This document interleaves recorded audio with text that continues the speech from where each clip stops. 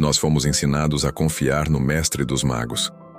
Afinal, ele veste com perfeição o arquétipo do velho sábio, o guia benevolente que acolhe 6 crianças assustadas e perdidas em um mundo totalmente hostil. Mas se você acompanha o canal Cristeva, já sabe que o horror psicológico nunca está onde a gente espera. O verdadeiro monstro não precisa rugir.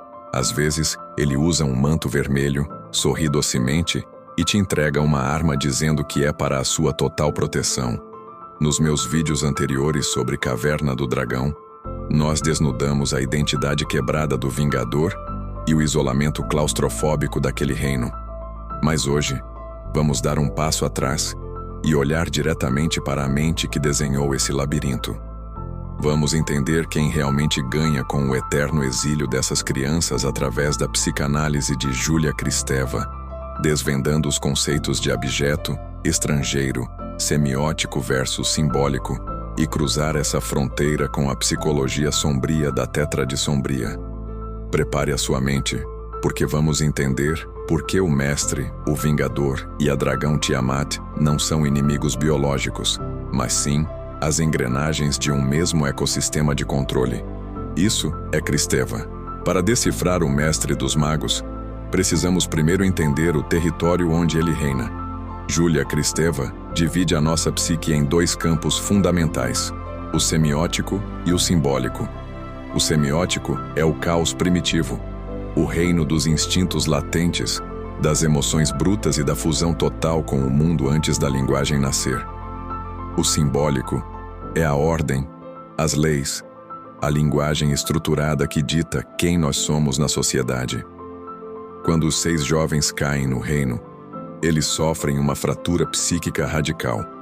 Eles são arrancados da ordem simbólica do mundo real e jogados em um lugar onde os medos ganham forma física. O reino é o semiótico descontrolado, e quem aparece imediatamente para conter e moldar esse caos é o Mestre dos Magos. E atua como a imposição forçada de um novo mundo simbólico. Ele pega aquelas crianças em estado de choque e impõe regras.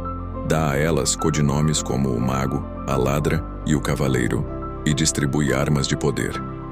O Mestre dos Magos formata a identidade daquelas crianças para que elas aceitem o reino não como um trauma, mas como um jogo onde ele dita as regras. Ele não quer curar o caos, ele quer gerenciar o caos para que elas permaneçam dependentes da sua presença. Ao aceitarem as armas e os papéis que ele deu, os jovens começam a esquecer quem realmente eram no mundo real. Em sua obra Estrangeiros para Nós Mesmos, Kristeva argumenta que o verdadeiro estrangeiro não é o que vem de fora, mas sim o estranhamento que sentimos de nós mesmos quando nosso inconsciente nos assusta. As crianças são os estrangeiros definitivos, buscando desesperadamente o lar. Mas reparem na postura do Mestre dos Magos. Ele sempre sabe onde estão as saídas, mas entrega pistas deliberadamente confusas. Ele se alimenta da condição de exílio delas, pois se elas voltarem para casa, a autoridade dele deixa de existir. É aqui que o mestre evoca o abjeto. Para Kristeva, o abjeto é aquilo que nos causa repulsa, mas que não conseguimos desatar de nós, aquilo que ameaça a nossa ordem e nos joga no limite da sanidade. O filósofo alemão Arthur Schopenhauer dizia que a existência humana é movida por uma vontade cega e irracional, um desejo eterno que nunca se satisfaz, condenando o homem a oscilar entre o sofrimento da busca e o tédio da conquista. O Mestre dos Magos funciona exatamente como essa vontade de Schopenhauer. Ele joga com o abjeto das crianças, usando o desespero e a vulnerabilidade do exílio para mantê-las correndo atrás de portais que ele sabota sutilmente com seus enigmas, em uma desconfortável semelhança com a frieza robótica da Rose de Korra. Na icônica cena do cereal, o mestre manipula a angústia delas para que o medo do perigo as force a correr de volta para os braços do suposto protetor. Vamos cruzar agora a psicanálise com a psicologia da Tétrade Sombria, que estuda os 4 traços mais malévolos do comportamento: narcisismo, maquiavelismo, psicopatia e sadismo. No reino, esses traços não pertencem a um único indivíduo, Eles estão distribuídos em um ecossistema perfeito. O filósofo grego Heráclito dizia que os opostos se movem na mesma direção e que da luta dos contrários nasce a harmonia.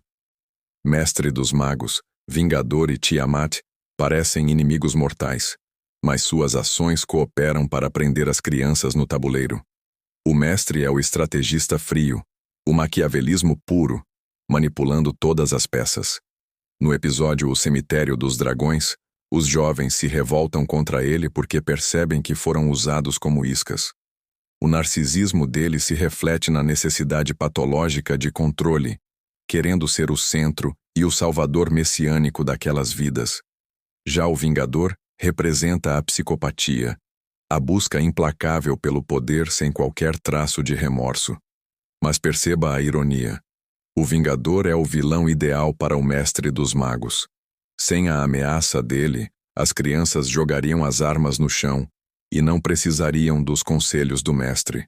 O Vingador legitima o poder do Pai. Por fim, Tiamat é o sadismo primitivo, o semiótico em sua forma mais violenta e animal, destruindo sem diálogo e sem leis. Compreendam o ciclo. Tiamat injeta o terror físico, o Vingador injeta a opressão psicológica e o Mestre dos Magos surge com o manto da falsa salvação. É um teatro perfeito projetado para que as crianças nunca saiam do lugar. A maior crueldade de Caverna do Dragão não está nos feitiços, está no estranhamento da própria realidade. Como um dos inscritos do canal brilhantemente destacou em nossos comentários, quando os personagens conseguem olhar por uma fresta de portal, o mundo deles parece vazio. O tempo lá fora seguiu seu curso, mas eles continuam congelados ali, sem envelhecer, presos em um eterno presente. O filósofo alemão Friedrich Nietzsche teorizou sobre o eterno retorno, a provação existencial de viver a mesma vida, com as mesmas dores e as mesmas escolhas, infinitas vezes. O Mestre dos Magos é o carcereiro desse eterno retorno. Ele garante que o trauma não cicatrize, que os garotos permaneçam estrangeiros de si mesmos e que a ideia de casa continue sendo apenas uma miragem dolorosa. Porque para o Mestre dos Magos, o verdadeiro horror não é o reino desmoronar. O horror real seria ver as crianças perceberem que a saída sempre esteve dentro delas e que elas nunca precisaram de um mestre para voltar para casa. Se essa desconstrução psicológica explodiu a sua percepção sobre a nossa infância, não se esqueça de se inscrever no canal, deixar o seu like e compartilhar esse vídeo com quem ainda acredita na inocência do Mestre dos Magos. E lembre-se de que o nosso mergulho nos mistérios de Caverna do Dragão aqui no Cristeva é profundo e sem repetições. Eu tenho outros 2 vídeos fundamentais esperando por você na tela agora mesmo. No primeiro deles, nós fazemos uma autópsia psíquica completa do Vingador, entendendo o colapso da sua identidade. No outro vídeo, nós analisamos a arquitetura do reino e as verdades perturbadoras sobre o exílio. Clique em um dos cards agora para continuar expandindo a sua consciência através da filosofia e da psicanálise. Deixe seu comentário aqui embaixo. O Mestre dos Magos é ou não é o arquiteto desse horror? Até logo. E lembre-se, isso é Cristeva.